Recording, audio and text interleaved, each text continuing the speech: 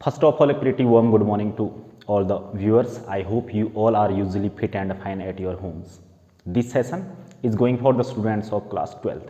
And dear students of class 12th, we were in integration and we are studying indefinite integration. Integration has two parts, that are indefinite integration and definite integration, and we are studying indefinite integration. Indefinite means, for example, हमारे पास कोई function है fx, इसका हम जब integration करते हैं with respect to x, तब इस इंटीग्रेशन को हम इंडेफिनिट इंटीग्रेशन कहते हैं। अब यही इंटीग्रेशन आपका डेफिनिट इंटीग्रेशन कब बन जाता है, जब इस इंटीग्रेशन की एक लिमिट हो जाती है। लिमिट फॉर एग्जांपल, हम इस फंक्शन का इंटीग्रेशन 0 से लेके 10 तक अगर कर दें, लिमिट इसमें हम ऐड कर दें, these are called the limits. It is lower limit of the integration and it is upper limit of the integration.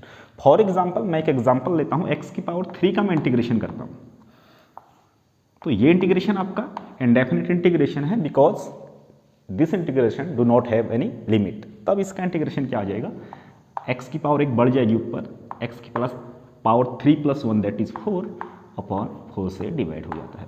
जब इसी को हम डेफिनिट इंटीग्रेशन कर देते हैं, इट मीन्स लिमिट इसमें लगा देते हैं। फॉर एग्जांपल 0 to 2 लगा देता हूं मैं, 0 से लेकर 2 तक इसकी लिमिट होगी। 0 is lower limit and 2 is upper limit. तब यही इंटीग्रेशन हो जाएगा, इसमें भी एक लिमिट आपकी लग जाएगी। इंटीग्रेशन तो वही रहेगा जैसे इंडेफिनिट में है, एक्स क्यूब का x की पावर 4/4, तो लोअर लिमिट है इसकी 0 एंड अपर लिमिट है इसकी 2। तब इसको सॉल्व करने के लिए, इसका डेफिनिट इंटीग्रेशन निकालने के लिए हम सबसे पहले इसमें x की जगह अपर लिमिट रखेंगे। x की जगह अपर लिमिट क्या है, 2 है, तो ये हो जाएगा आपका 2 की पावर 4/4, फिर माइनस लोअर लिमिट इज 0, तो x की जगह 0 कर दें तो 0 की पावर 4/4, तो ये आपका आंसर आ जाएगा। 2 to the power 4 मीन्स 2 2 जा 4 2 जा 8 2 जा 16/4, एंड ये वाला पोर्शन 0 की पावर 4/4 ये 0 हो जाएगा, तो 16/4 इज इक्वल टू 4। तो ये हो गया definite integration.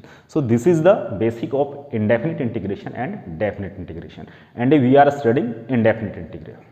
So in this process, to find the integral of different functions, the topic that I am going to teach today is to find the integral of the type. इस type के जो integration है इन्हें हमें निकालने हैं, और ये भी आपका क्लियरली एक इंडेफिनिट इंटीग्रेशन है बिकॉज इसमें लिमिट जो है वो डिफाइंड नहीं है। तो ये जो इंटीग्रेशन है, ऊपर इसमें एक लीनियर पॉलिनोमियल है that is px + q, and denominator में एक क्वाड्रेटिक पॉलिनोमियल है that is ax² + bx + c। तो इस टाइप के जो इंटीग्रेशन है उन्हें हम कैसे फाइंड करते हैं, ये आज हम पढ़ने वाले हैं। तो एक एग्जाम्पल के साथ जाते हैं। तो इस टाइप के इंटीग्रेशन को निकालने के लिए हम जो इसका px + q है, इसका मेथड है, इस px + q जो न्यूमरेटर है इसे लिख लेते हैं हम a × ddx, derivative of denominator that is ax² + bx + c plus of b। तो फर्स्ट स्टेप इसमें यह है, जो इसका न्यूमरेटर है px + q उसे लिख लेते हैं हम a ddx of denominator plus b, where a and b are 2 constants. तो हमें ये कॉन्स्टेंट इसमें निकालने होंगे।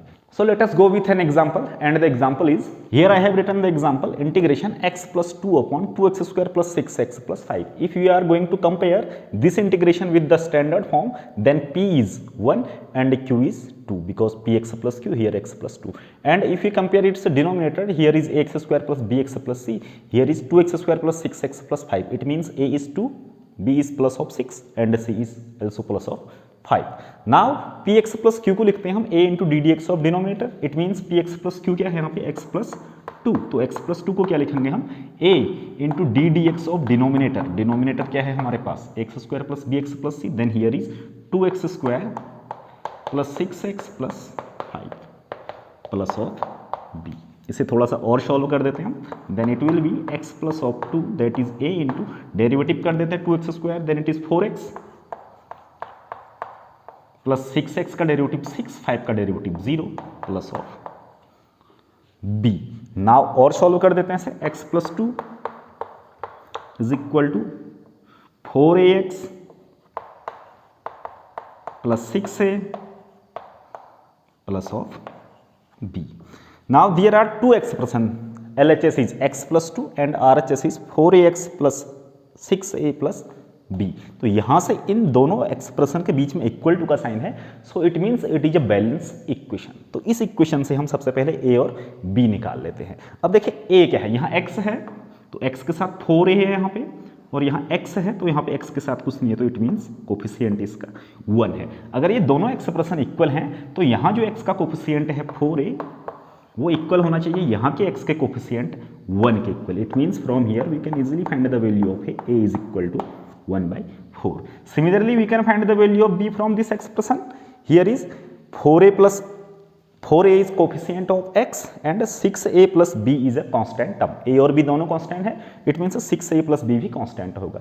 तो जो RHS में कांस्टेंट है वो है 6a plus b, it means 6a plus b is equal to, और जो LHS में कांस्टेंट टर्म है वो है 2, इट मीन्स इस साइड का कांस्टेंट टर्म इस साइड के कांस्टेंट टर्म के इक्वल होना चाहिए 2 के इक्वल। a हमने अभी फाइंड किया 1/4, यहाँ सब्स्टिट्यूट कर देंगे तो then it is 6 × 1/4 plus b is equal to 2, cancel out हो जाएगा 2 से 2 टाइम, 2 से 3 time. Then from here we can find the value of b as 2 - 3/2। यहाँ 3/2 है, उस साइड जाएगा माइनस हो जाएगा। Then it should be b is equal to 2 × 2 4, 4 - 3 is 1/2। हमें a और b फाइंड करना है सबसे पहले, तो हमें a पता चल गया 1/4 and we have b as 1/2। तो इस मेथड से जब हम इस टाइप के इंटीग्रेशन को सॉल्व करते हैं तो सबसे पहले न्यूमरेटर को इस टाइप का बना लेते हैं, फिर उसे सॉल्व करके हम वो दोनों कांस्टेंट जो हमने यहाँ लिए हैं a और b इन दोनों को निकाल लेते हैं। अब देखें हम इंटीग्रेशन, इस इंटीग्रेशन में इसे हम i कर लेते हैं, i मीन्स इंटीग्रेशन जो हमें फाइंड आउट करना है। तो ये इंटीग्रेशन i क्या बन जाएगा, अब i is equal to integration x+2 को लिख सकता हूं मैं a इंटू 4x + 6, a कितना है 1/4, then it means 1/4 4x + 6, 1/4 4x + 6 plus b and b is 1/2 plus 1/2 upon denominator 2x² + 6x + 5, 2x² + 6x + dx। तो हमारे पास जो इंटीग्रेशन हो गया ये हो गया, जबकि हमें इंटीग्रेशन करना था इसका, तो इस मेथड से हम गए तो हमें फाइनली ये मिल गया। अब इसे मैं चेंज कर सकता हूं, i इज इक्वल टू, और सॉल्व कर देते हैं इसे, integration 1/4 into 4x + 6 upon 2x² + 6x + 5 dx plus 1/2 integration dx upon 2x² + 6x + 5। हमने क्या कर दिया, इतना अपॉन इतना कर दिया, फिर प्लस 1/2 अपॉन इतना कर दिया, दो अलग अलग इंटीग्रेशन में इसे डिवाइड कर दिया। Now i is equal to 1/4 is constant, 1/4 बाहर आ जाएगा, integration 4x + 6 upon 2x² + 6x + 5 dx plus 1/2 dx upon 2x² + 6x + 5। अब हमें इनका इंटीग्रेशन करना है इन दोनों का, तो हमारे पास फाइनल आंसर i आ जाएगा। Then i is equal to, अब इस इंटीग्रेशन को हम कैसे सॉल्व करेंगे, इस इंटीग्रेशन को सॉल्व करने के लिए हमें नीचे t मानना पड़ेगा। जब हम डिनोमिनेटर को t मान लेंगे तो सब्स्टिट्यूशन क्या हो जाएगा, late 2x² + 6x + 5 is equal to t, then differentiating both sides it is 4x, derivative of 6x is 6 into dx is equal to dt। जो ऊपर वाला पोर्शन है 4x + 6 dx, इसकी जगह dt आ जाएगा, तब ये इंटीग्रेशन क्या बन जाएगा, i is equal to 1/4 integration dt, और नीचे वाले हमने t मान लिया था, then it is t plus 1/2 integration. अब ये वाला इंटीग्रेशन हमने जो पिछला सेशन है हमारा, उसमें हमने पढ़ा हुआ है कि 1/ax² + bx + c का इंटीग्रेशन कैसे करते हैं। इसका हम कंप्लीट स्क्वायर बनाएंगे, फिर उसके बाद इसमें 1/x² + a² का फॉर्मूला लगेगा, या फिर x² - a² का फॉर्मूला लगेगा, या फिर a² - x² या फिर a² + x², दोनों बात एक ही है। जब आपने इंटीग्रेशन और सम पर्टिकुलर फंक्शंस पढ़े थे तो उस मेथड से आप इसका इंटीग्रेशन आसानी से कर सकते हो। तो इन दोनों इंटीग्रेशन को हम